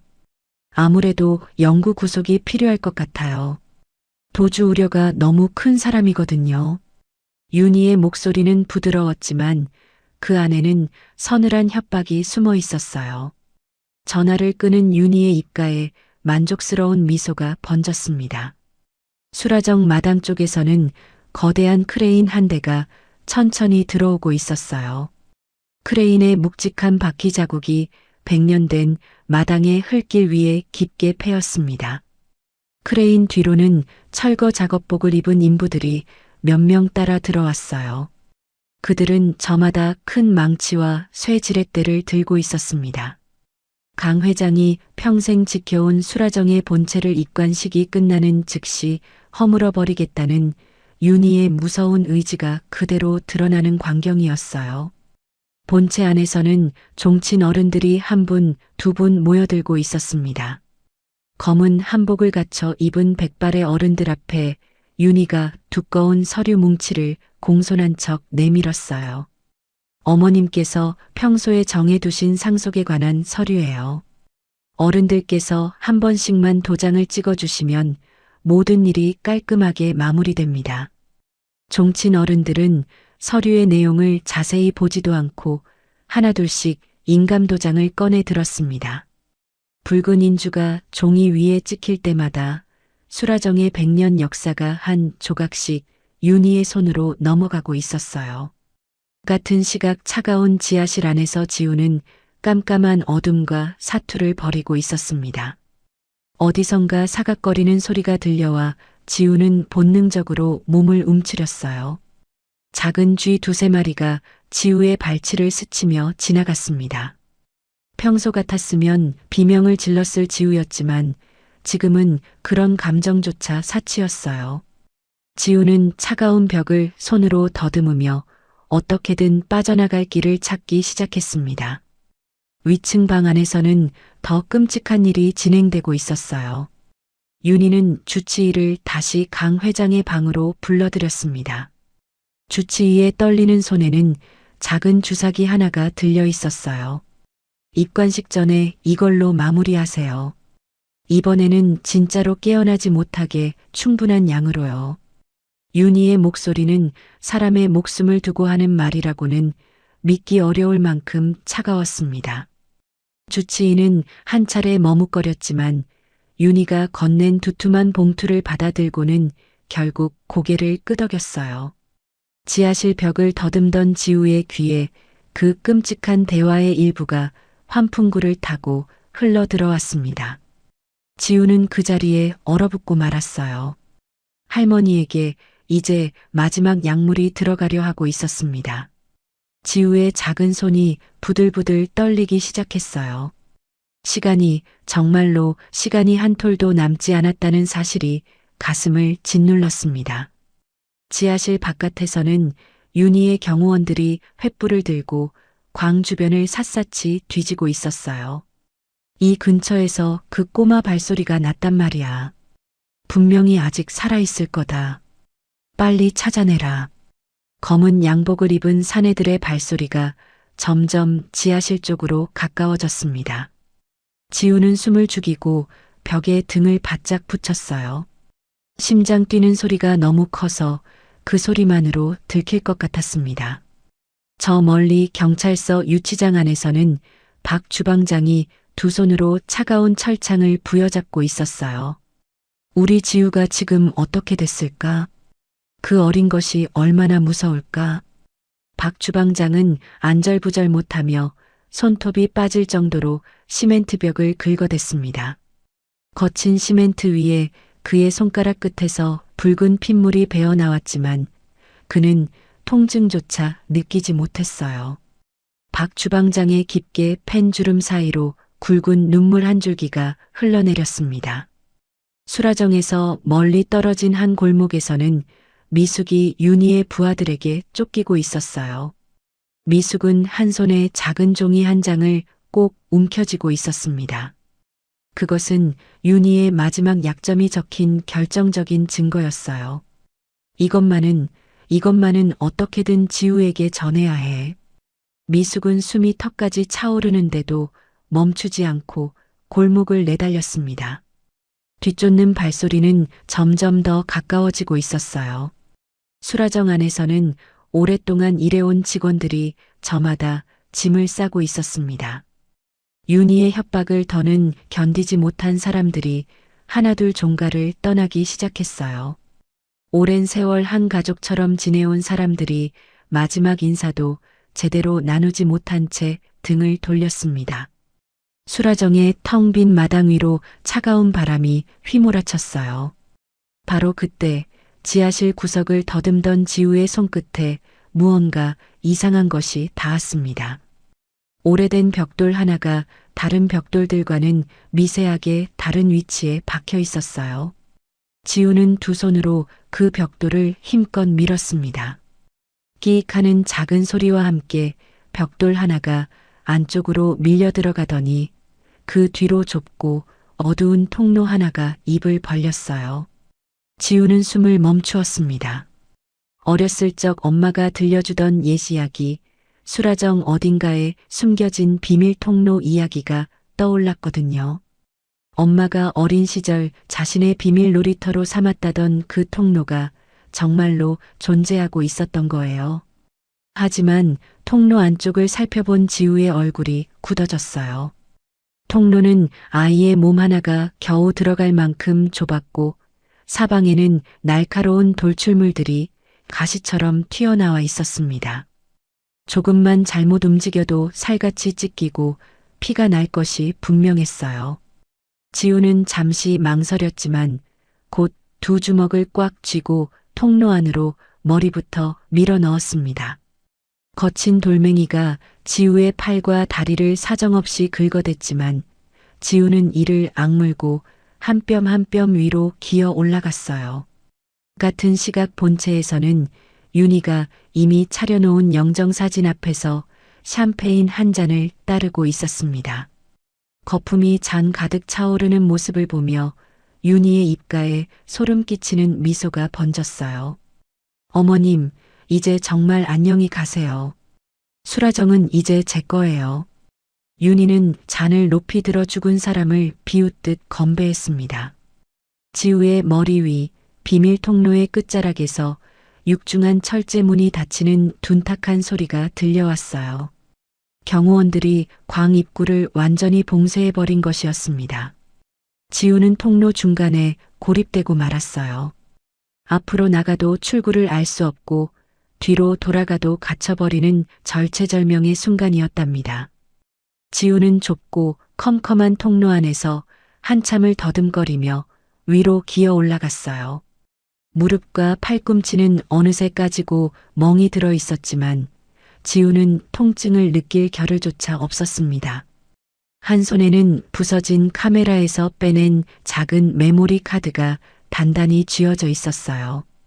그 작은 카드 한 장이 지금 지우가 가진 단 하나의 무기이자 마지막 희망이었습니다. 마침내 통로 끝에 빛이 비치기 시작했어요. 지우는 마지막 힘을 짜내어 좁은 출구를 통해 몸을 빼냈습니다. 통로는 수라정 뒷마당의 오래된 우물 옆 하수구로 이어져 있었어요. 지우는 거친 숨을 몰아쉬며 비척비척 일어섰습니다. 바깥은 어느새 더 거센 비가 쏟아지고 있었고 빗줄기가 지우의 작은 어깨를 사정없이 두들겼어요. 바로 그 순간이었습니다. 지우의 손에 쥐어져 있던 메모리 카드가 빗물에 미끄러지면서 그만 손가락 사이로 빠져나가 버리고 말았어요. 작고 가벼운 카드는 빗물에 물살을 타고 또르르 굴러가더니 지우의 눈앞에서 그대로 하수구 구멍 안쪽으로 떨어져 버렸습니다. 풍덩. 아주 작은 물소리와 함께 메모리 카드가 흙탕물 속으로 사라져 버렸어요. 지우는 그 자리에 무릎을 꿇었습니다. 빗물에 젖은 차가운 손으로 하수구 안쪽을 미친 듯이 더듬기 시작했어요. 손끝에 닿는 것은 끈적한 진흙과 썩은 나뭇잎, 그리고 정체 모를 오물뿐이었습니다. 지우는 팔꿈치까지 하수구 안에 집어넣고 휘저었어요. 손톱 밑이 시커멓게 더러워지고 옷소매가 흙물에 흠뻑 젖어들었지만 메모리 카드는 그 어디에도 만져지지 않았습니다. 지우는 마침내 두 손을 거두어 들였어요. 그러고는 그 자리에 그대로 주저앉아 두 무릎 사이에 얼굴을 파묻었습니다. 유일한 증거가 사라졌어요. 할머니가 살아있다는 사실, 윤희가 범인이라는 사실, 그 모든 진실을 담고 있던 단 하나의 물증이 흔적도 없이 사라져버린 거예요. 지우의 작은 어깨가 미친 듯이 들썩이기 시작했습니다. 빗속에서 어린 지우의 통곡 소리가 새어나왔어요. 그 울음소리는 빗소리에 묻혀 누구의 귀에도 닿지 못했습니다. 같은 시각 본체에서는 입관식이 시작되기 1시간 전이었어요. 강 회장이 누워있던 관이 본체 대청마루 한가운데로 옮겨지고 있었습니다. 하얀 천에 덮인 관이 검은 양복의 사내들 손에 들려 천천히 이동하는 모습을 종친 어른들이 침통한 얼굴로 지켜보았어요. 윤희는 그 앞에 서서 손수건으로 눈가를 찍어내며 가짜 슬픔을 완벽하게 연기하고 있었습니다. 윤희는 떨리는 목소리로 강 회장의 유언장을 펼쳐들었어요. 어머님께서는 평생 지켜온 수라정을 새로운 시대에 맞게 재개발하시길 원하셨습니다. 그 모든 권리는 며느리인 저에게 위임하셨다고 분명히 적혀 있습니다. 물론 그 유언장은 윤희가 직접 위조한 가짜였지만 종친 어른들 중 누구 하나 의심하는 사람은 없었어요. 그들은 그저 고개를 끄덕이며 연신 한숨만 내쉴 뿐이었습니다. 빗속에 주저앉은 지우의 귀에 또 하나의 끔찍한 소식이 들려왔어요. 저 멀리 길 건너편 라디오 가게에서 흘러나오는 뉴스 한 토막이었습니다. 유명 종가 수라정의 박 주방장에게 정식으로 구속영장이 발부되었다는 소식이었어요. 지우의 가슴이 또 한 번 무너져 내렸습니다. 박 주방장 아저씨, 자신을 위해 모든 것을 걸어준 그 사람마저 이제는 곁에 없었어요. 미숙도 마찬가지였습니다. 미숙은 골목 끝에서 결국 윤희의 부하들에게 붙잡히고 말았어요.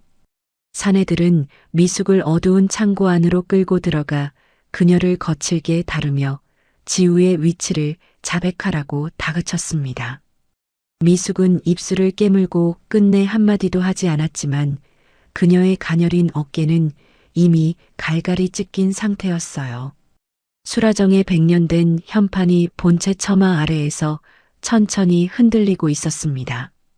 거센 바람에 못이 헐거워졌는지 결국 그 거대한 나무 현판이 우지끈 소리를 내며 바닥으로 떨어져 버렸어요. 쿵 하는 묵직한 소리와 함께 100년의 세월이 한순간에 박살이 나버렸습니다. 나무 조각이 마당 사방으로 튀고 그 위로 빗물이 쏟아져 내렸어요. 지우는 빗속에서 자신의 두 손을 내려다보았습니다. 온통 흙탕물과 핏물로 더러워진 작은 손이었어요. 나는 얼굴을 볼 수 있는데 그게 다 무슨 소용이야. 아무것도 못 바꾸는데 아무도 안 믿어주는데. 지우는 자신의 능력이 처음으로 원망스러웠습니다. 이런 능력이 있어도 할머니 한 사람도 못 지키는데 이게 다 무슨 소용이냐고. 지우의 입에서 처음으로 자기 자신을 향한 원망이 터져나왔어요. 빗줄기는 점점 더 거세지고 있었습니다. 지우의 새하얀 소복은 흙탕물에 더럽혀져 이미 회색 누더기가 되어 있었어요.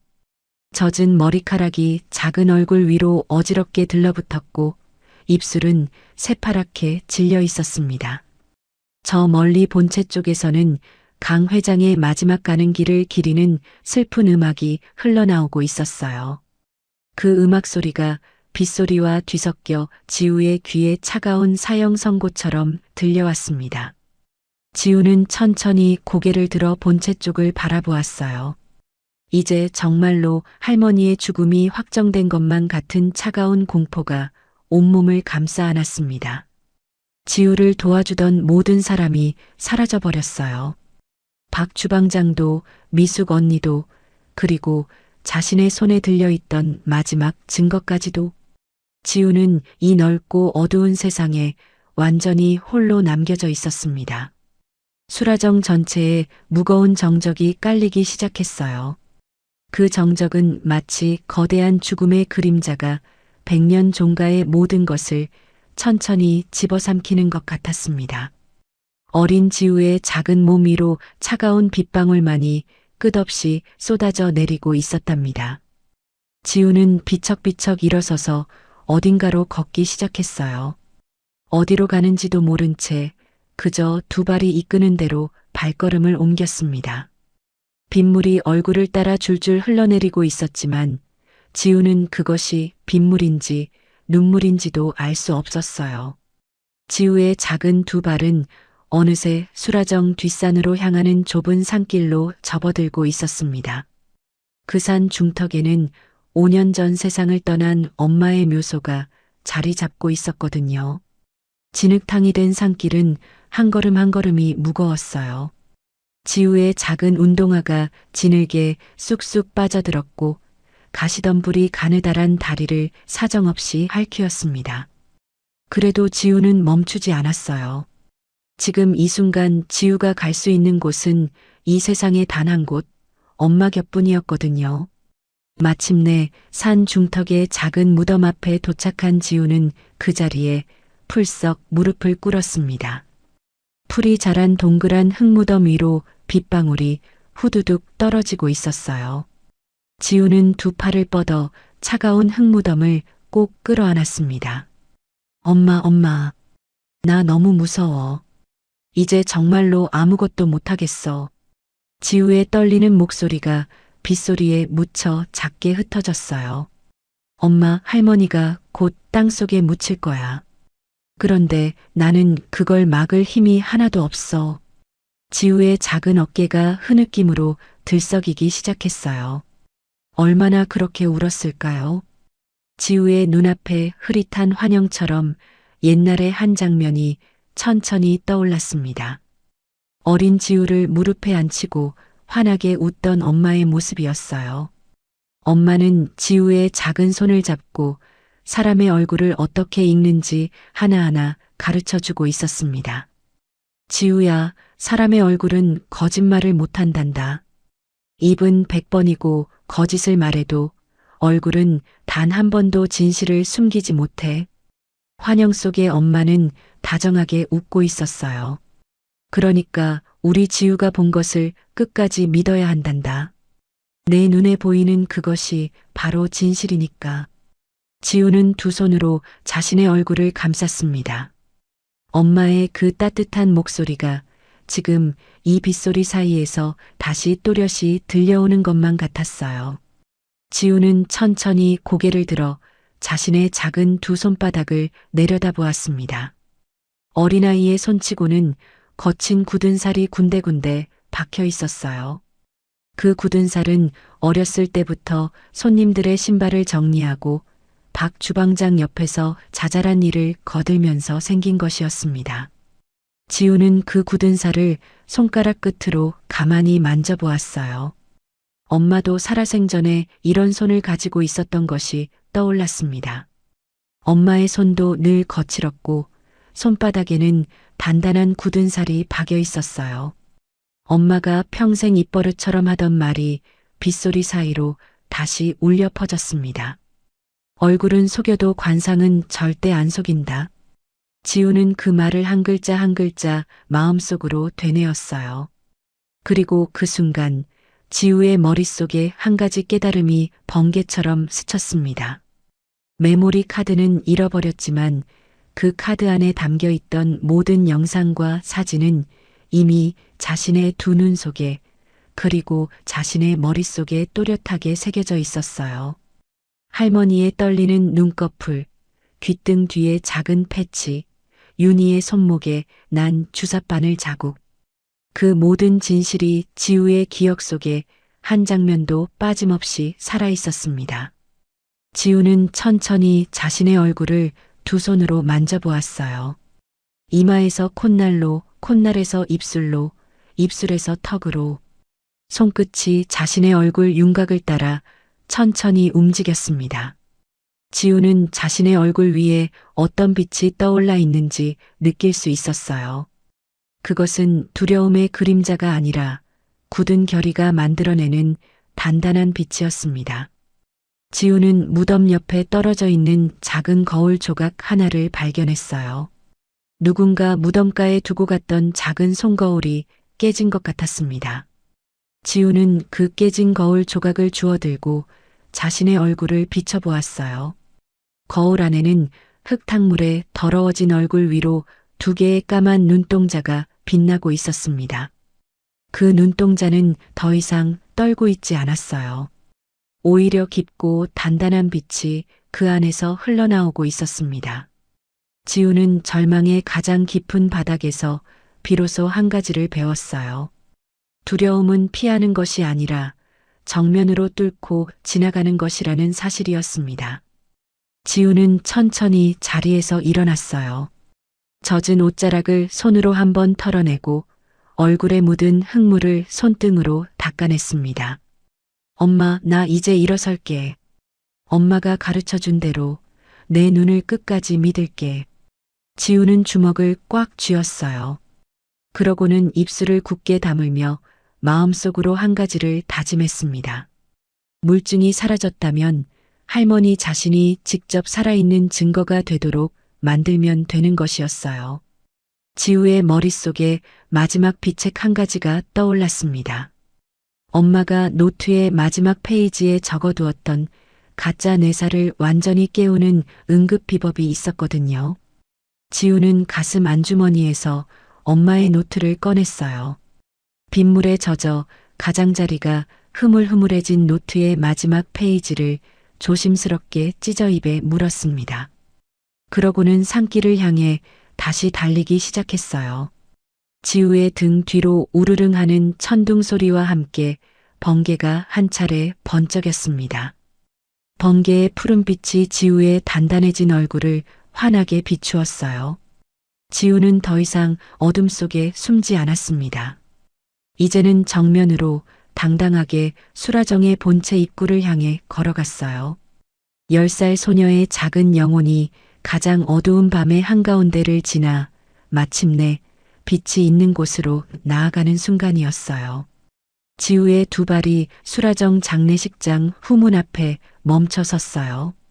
거센 빗줄기 속에서도 지우의 눈빛은 흔들림이 없었습니다. 바로 그때 후문 쪽 그늘에서 한 사람이 조심스럽게 모습을 드러냈어요.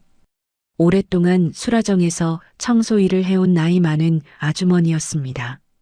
아주머니는 잡혀가던 미숙을 마지막에 몰래 도와주고는 그곳에 숨어 있었어요.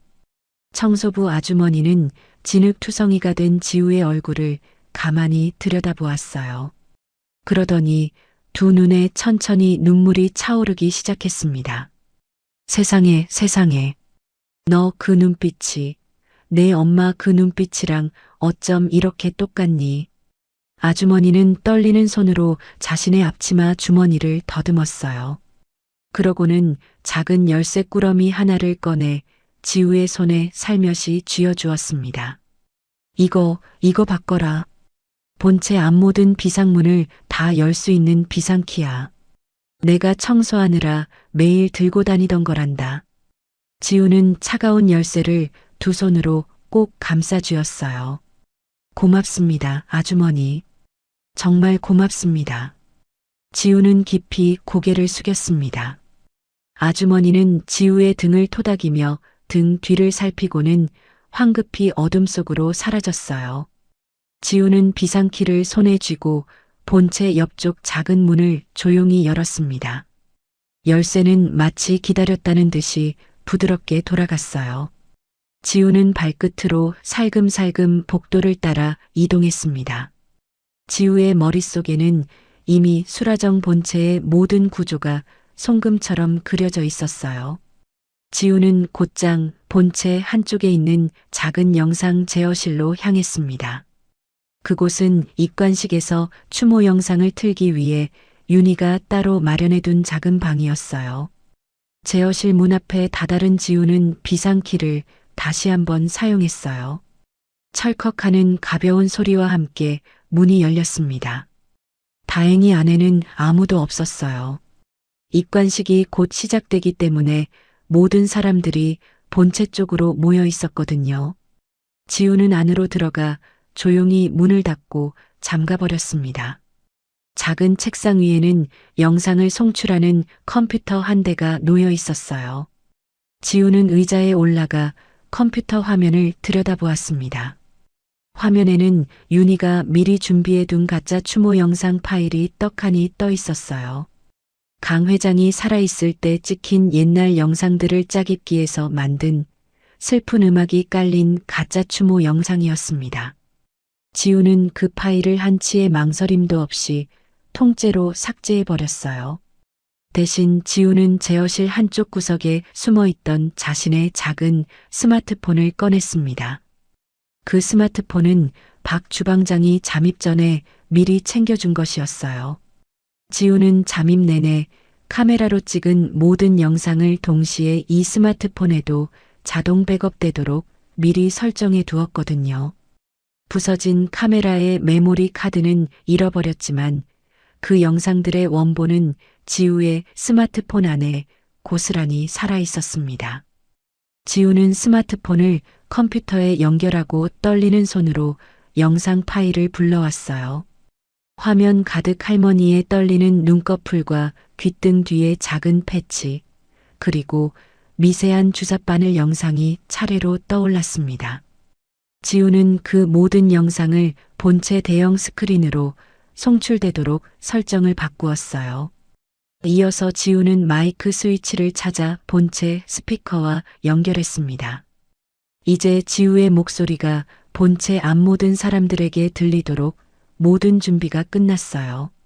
같은 시각 경찰서에서 호송차에 실려가던 박 주방장의 휴대전화가 짧게 진동했습니다. 호송 경찰관이 잠시 한눈을 파는 사이 박 주방장은 손이 묶인 채로 어렵게 화면을 들여다보았어요. 지우가 보낸 짧은 문자 한 줄이 떠 있었습니다. 지금이야. 박 주방장의 거친 얼굴에 비로소 환한 빛이 떠올랐어요. 박 주방장은 호송 경찰관을 향해 큰 소리로 외쳤습니다. 여보시오, 형사 양반. 내가 마지막으로 한 가지만 말씀드릴 것이 있어. 정직한 경찰이라면 내 말을 끝까지 들어주시오. 박 주방장은 그동안 자신이 모아온 모든 증거와 윤희의 살인미수 정황을 단숨에 쏟아냈어요. 호송 경찰관은 처음엔 의심스러운 얼굴이었지만 박 주방장의 떨리지 않는 눈빛과 구체적인 정황 앞에서 점점 표정이 굳어져 갔습니다. 제어실 안에서 지우는 마지막 준비를 하고 있었어요. 지우는 책상 위에 놓여있던 화이트보드 마커 하나를 집어들었습니다. 그러고는 자신의 작은 손바닥 위에 할머니를 깨울 응급 혈자리를 정성스럽게 그렸어요. 귀 뒤쪽 목덜미 그리고 손목 안쪽까지 엄마의 노트 마지막 페이지에 적혀있던 그 비법대로 한 점 한 점 정확하게 표시해 두었습니다. 지우는 가방에서 작은 자석 하나를 꺼냈어요. 그것은 미리 준비해 두었던 작은 도구로 관 뚜껑에 달린 압력 센서를 잠시 멈출 수 있는 자석이었습니다. 지우는 자석을 손바닥 안에 꼭 쥐었어요. 이제 진짜 마지막 한 발자국만 남아 있었습니다. 지우는 가슴 안주머니에서 환하게 웃고 있는 엄마의 사진을 꺼냈어요. 지우는 사진 속 엄마의 얼굴을 가만히 들여다보며 작은 목소리로 속삭였습니다. 엄마, 이번 한 번만 나 좀 도와줘. 마지막으로 딱 한 번만. 사진 속 엄마는 변함없이 다정하게 웃고 있었어요. 그 미소가 지우의 마음에 따뜻한 용기를 불어넣어 주었습니다.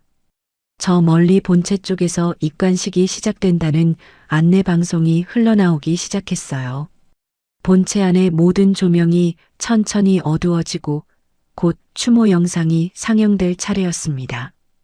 지우는 깊게 숨을 들이마시고는 제어실의 송출 레버 위에 손을 얹었어요. 지우의 입가에 결연한 미소가 떠올랐습니다. 이제 진실을 읽어줄 시간이야. 지우는 그렇게 작게 중얼거리며 천천히 송출 레버를 끝까지 끌어당겼답니다. 본체 대청마루의 모든 조명이 어두워지고 종친 어른들이 자리에 정렬해 앉았어요.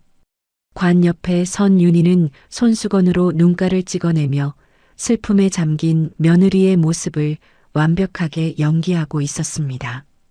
이제 곧 추모 영상이 상영되고 그 뒤에 곧바로 입관식이 진행될 예정이었어요. 바로 그때 본체 정면에 거대한 스크린이 환하게 켜졌습니다. 하지만 스크린에 떠오른 것은 윤희가 준비해둔 그 가짜 추모 영상이 아니었어요. 화면 가득 떠오른 것은 누워있는 강 회장의 얼굴을 초고화질로 확대한 영상이었습니다. 그 영상 속에서 강 회장의 오른쪽 눈꺼풀이 미세하게, 그러나 분명히 파르르 떨리고 있었어요. 한 번, 두 번, 세 번. 영상은 그 떨림을 슬로 모션으로 더 크게 확대해 보여주었습니다. 조문객들 사이에서 작은 웅성거림이 일어나기 시작했어요. 윤희의 얼굴이 한순간 새파랗게 질렸습니다. 이게 무슨 일이야? 누가 이런 영상을 튼 거야? 윤희는 황급히 스크린 쪽을 향해 손짓하며 부하들을 불렀어요. 바로 그 순간이었습니다. 본체 앞 모든 스피커에서 어린 소녀의 또랑또랑한 목소리가 우렁차게 울려 퍼졌어요. 여러분, 잘 보세요. 우리 할머니는 지금 살아계세요. 저 며느리 아줌마가 약을 써서 할머니를 죽은 사람처럼 만들어 놓은 거예요. 조문객들이 일제히 웅성거리며 관 쪽을 돌아보았습니다. 지우의 목소리는 어린아이답지 않게 차분하면서도 단단했어요. 저 아줌마가 우리 할머니의 마음의 지도를 지우려고 해요. 하지만 우리 할머니는 지금도 깨어나려고 끝까지 싸우고 계세요. 윤희는 즉시 검은 양복의 경호원들에게 명령을 내렸어요. 제어실로 가요. 제어실 문을 부숴버려요. 당장. 경호원들이 우르르 제어실 쪽으로 달려갔습니다. 제어실 안에 지우는 비상키로 문을 단단히 잠그고 책상까지 끌어다 문 앞에 받쳐두었어요. 경호원들이 문을 거칠게 두드렸지만 문은 좀처럼 열리지 않았습니다. 같은 시각 수라정 정문 쪽에서 요란한 사이렌 소리가 들려왔어요. 박 주방장이 정직한 형사들과 함께 경찰차를 타고 정문을 통과해 들이닥치고 있었습니다. 박 주방장의 호소가 마침내 통한 거예요. 호송 경찰관은 박 주방장의 말을 듣고는 곧장 강력반에 연락을 넣었고 강력반 형사들은 한치의 망설임 없이 수라정으로 출동한 것이었습니다. 본체 안에서는 지우의 목소리가 계속 울려 퍼지고 있었어요. 지우는 화면을 다시 한번 전환했습니다. 이번에는 윤희의 얼굴을 정면에서 클로즈업한 사진들이 차례로 떠올랐어요. 그 옆에는 지우가 직접 분석한 관상 보고서 같은 도표가 함께 떠올랐습니다. 미간 사이의 살기, 입꼬리에 묻은 거짓의 흔적, 손목 안쪽에 주삿바늘 자국. 저 얼굴은 사람을 해친 자의 얼굴입니다. 지우는 또박또박 짚어주었어요. 당황한 윤희는 직접 관 뚜껑을 닫아버리려고 관 쪽으로 달려들었습니다. 이렇게 된 이상 이대로 끝낼 수는 없어. 윤희가 두 손으로 묵직한 관 뚜껑을 들어 올리려는 순간이었어요. 지우는 제어실 문을 박차고 뛰쳐나오며 손에 쥐고 있던 작은 자석을 관 옆 압력 센서를 향해 힘껏 던졌습니다. 자석은 정확히 센서에 가서 찰싹 달라붙었어요. 순간 관에 달린 경보음이 요란하게 울리기 시작했고 관 뚜껑은 더 이상 움직이지 않았습니다. 지우는 그대로 본체 안으로 달려들어왔어요. 조문객들의 시선이 일제히 작은 소녀의 진흙투성이 모습으로 쏠렸습니다. 지우는 곧장 관 옆으로 다가가 손바닥 위에 미리 그려두었던 응급 혈자리를 떠올렸어요.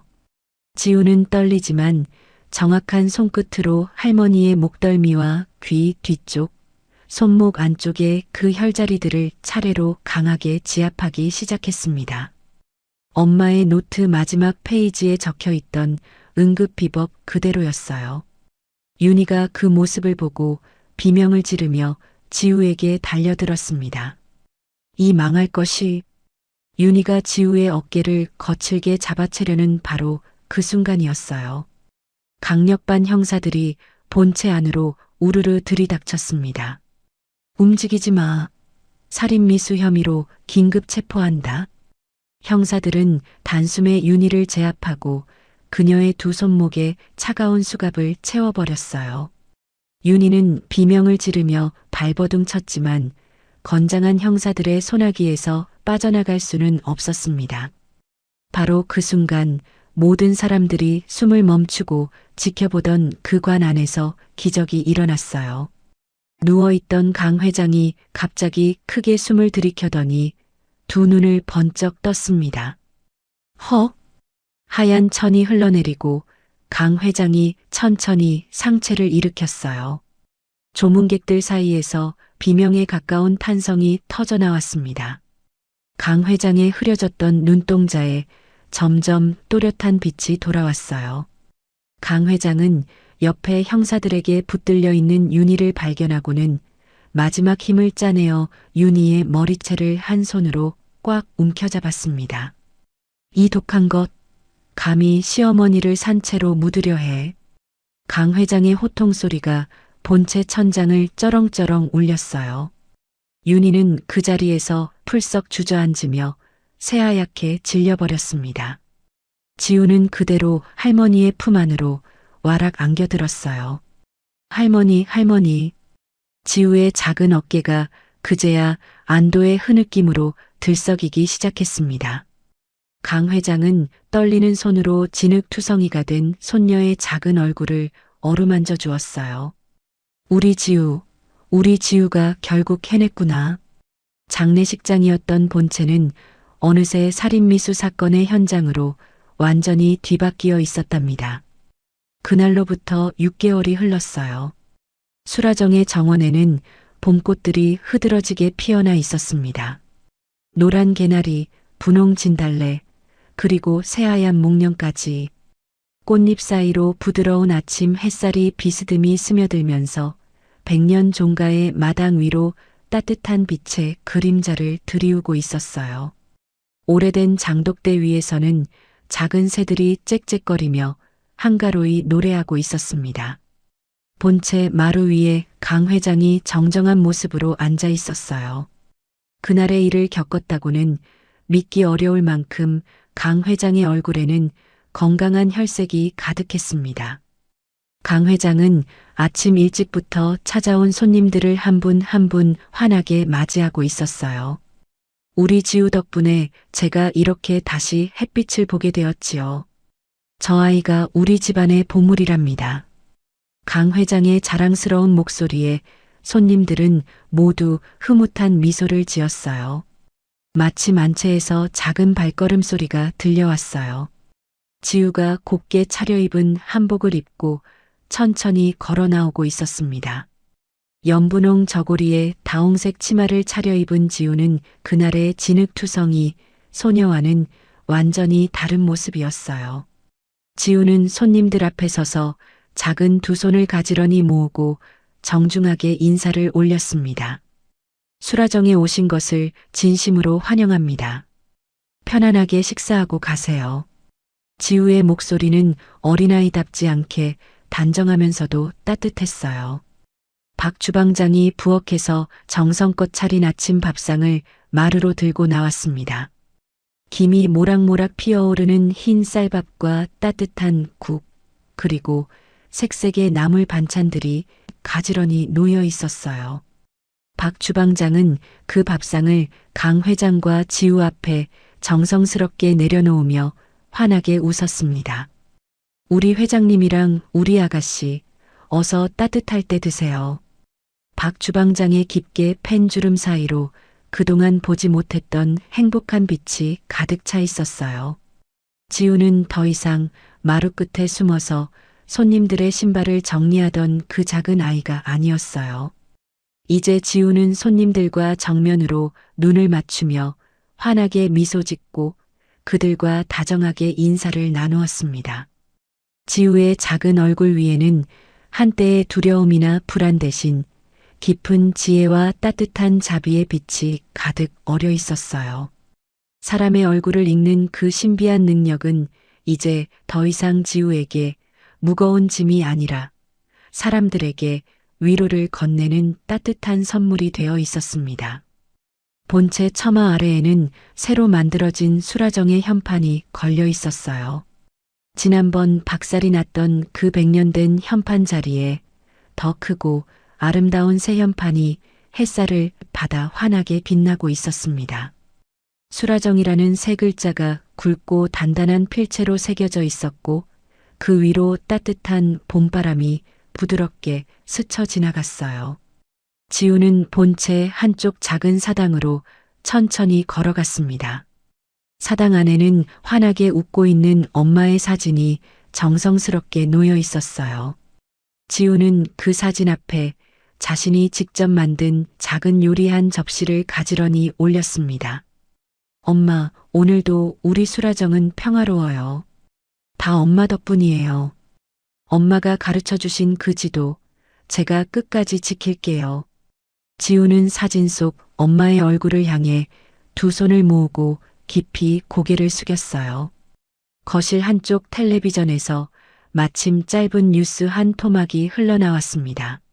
화면 속에는 죄수복을 입고 초췌한 얼굴로 법정에 들어서는 윤희의 모습이 잠깐 비쳤어요. 한때 우아한 모습을 자랑하던 윤희의 얼굴은 이제 모든 욕심이 빠져나간 폐허와 같았습니다. 지우는 그 화면을 잠시 가만히 바라보다가 조용히 리모컨을 들어 텔레비전을 꺼버렸어요. 그러고는 옆에 놓여있던 따뜻한 차를 한 잔 따라 할머니께 정성스럽게 올렸습니다. 할머니, 차 드세요. 오늘은 제가 직접 우려봤어요. 강 회장은 손녀의 손을 꼭 잡고 환하게 웃었어요. 마당 한쪽에서는 미숙이 환한 미소를 지으며 손님들을 안내하고 있었어요. 미숙은 그날의 사건 이후로 수라정의 정식 매니저가 되어 이곳에서 새로운 삶을 시작했습니다.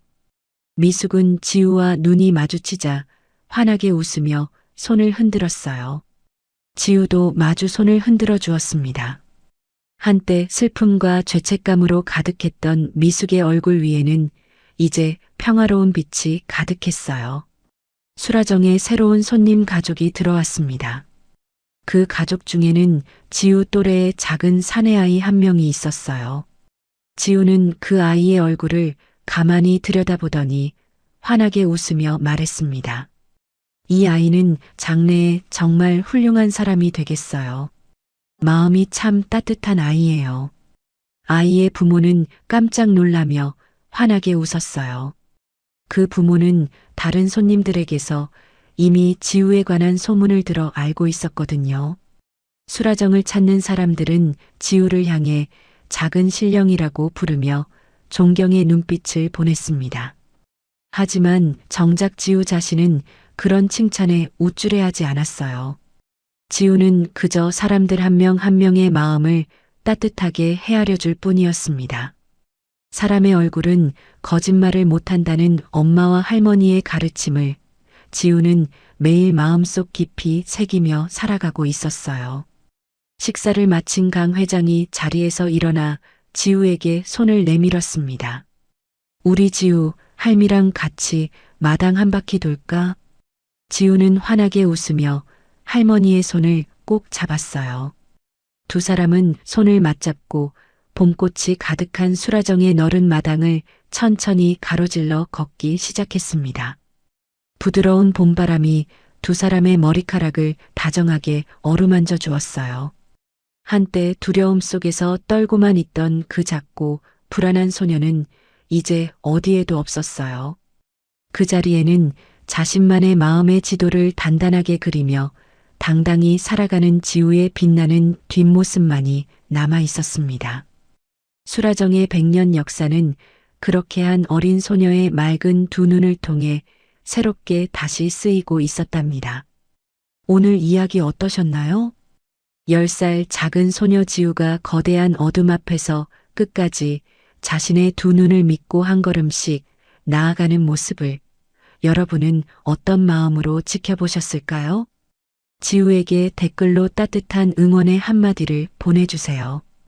우리는 살아가면서 다정한 얼굴 뒤에 숨겨진 욕심, 친절한 말투 안에 감춰진 차가운 계산과 마주하곤 하지요.